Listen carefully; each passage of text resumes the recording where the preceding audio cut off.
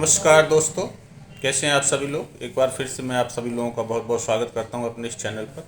और फिर से कुछ सवालों के जवाब और कुछ खास जानकारियां लेकर और इसके साथ ही कुछ विषयों पर कुछ चर्चा करने के लेकर मैं आप लोगों के सामने फिर एक बार उपस्थित हुआ हूं। तो एक बार फिर से हम लोग कुछ जानकारियों पर जो है चर्चा करते हैं।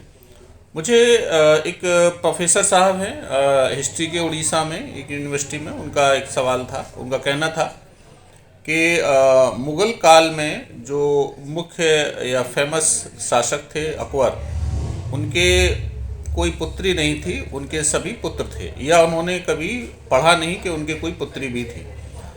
उन्हीं के सवाल का जवाब देते हुए मैं ये चीज़ एक छोटी सी जानकारी आप लोगों के समक्ष लेकर आया हूँ और संभव है कि उन तक ये मेरी जानकारी पहुँच जाएगी।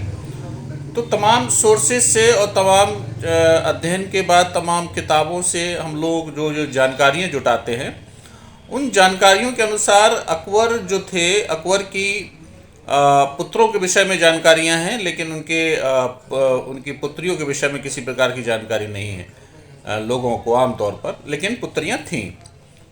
ऐसा माना जाता है कि अकबर के सबसे पहले उनकी हम पत्नियों की बात करें तो हमें सामान्य दस्तावेजों में उस काल के अकबर की तकरीबन 36 बीवियों के बारे में, वाइफ्स के बारे में जानकारी मिलती है। और अगर हम अकबरनामा का अध्ययन करें तो अकबरनामा के अनुसार अकबर की लगभग 100 के आसपास पत्नियों की जानकारी हमें अकबरनामा से प्राप्त होती है।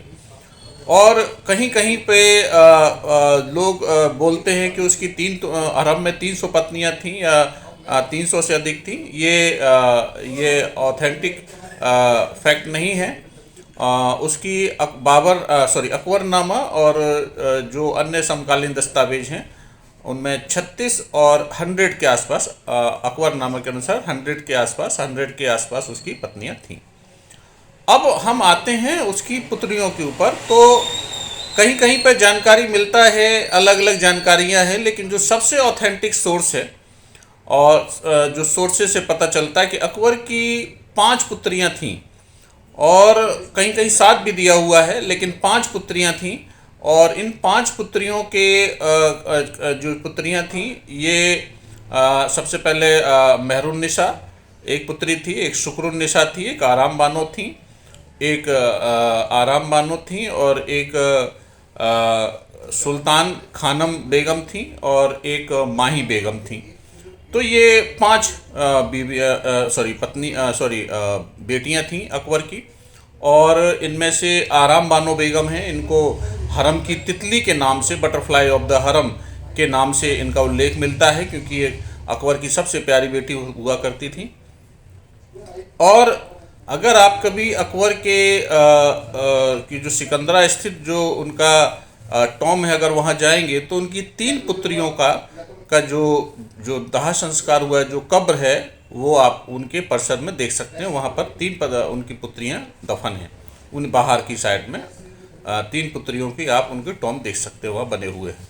बाकी 2 पुत्रियाँ हैं वो आगरा में ही अलग अलग जगहों पर उनके जो है कब्र बनी हुई हैं। एक और फैक्ट यहाँ पे जो है विशेष रूप से उल्लेखनीय है कि मुगल काल में जो मुगल राजकुमारियाँ हुआ करती थीं, उनके विवाह नहीं किए जाते थे।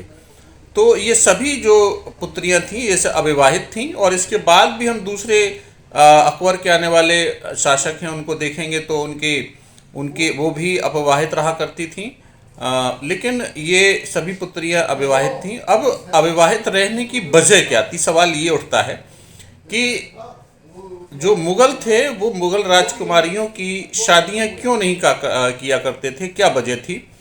तो इसका मैं सवाल का जवाब आपको आने वाले वीडियो में दूंगा। लेकिन हाँ, अकबर की जो मुख्य पत्नियां थीं उनमें रुकैया बेगम, जो कि खुद एक मुगल राजकुमारी थी, यानी अकबर की चचेरी बहन थी। और इसके अलावा बीबी साद बेगम, जो अकबर की दूसरी प्रमुख बीवी थी। और एक तीसरी जो राजपूत रानी जिसको आप लोग जानते हैं कि हरखा बाई, जिसे सामान्य तौर पर जो है जान लिया जाता है जोधा बाई के तौर पर, जो जोधा नहीं हरखा बाई थी। हरखा बाई जो थी उनकी तीसरी सबसे प्रिय पत्नी थी। तो ये सभी पत्नियों में ये 3 जो थी वो महत्वपूर्ण थी, और ये 3 को ही सबसे ज़्यादा वरीयता मिली हुई थी। और इन 3 के बच्चे जो थे उन्हीं को सबसे ज़्यादा अकबर सबसे करीब समझते थे। बाकी और भी बच्चे थे, और भी बहुत सारे बच्चे थे, लेकिन ये 3 महत्वपूर्ण थे। तो ये एक छोटी सी जानकारी थी। उम्मीद करता हूँ प्रोफेसर साहब मेरी जानकारी से, या अन्य लोग जिन्हें पता नहीं था वो मेरी जानकारी से लाभान्वित होंगे, उनको एक नई जानकारी मिली होगी। और ऐसी अन्य सवालों के लिए, अन्य जानकारियों के लिए आप लोग मुझे फॉलो कर सकते हैं, लाइक कर सकते हैं, सब्सक्राइब कर सकते हैं मेरे चैनल को। मैं छोटे छोटे वीडियोस, छोटी छोटी जानकारियाँ लेके इतिहास की आप लोगों के समक्ष आता रहता हूँ, और ऐसी यूपीएससी की अन्य जानकारियाँ जो आती हैं उनको लेकर आता रहता हूँ। मेरे चैनल को आप लोग लाइक, शेयर, सब्सक्राइब कर लीजिए, ताकि ऐसी छोटी छोटी जानकारियाँ, इतिहास की छोटे छोटे फैक्ट्स हैं, वो आप लोगों को मिलते रहे और आप उनसे लाभान्वित होते रहे। अभी के लिए बस इतना ही। आगे हम फिर एक बार आप लोगों के सामने उपस्थित होंगे।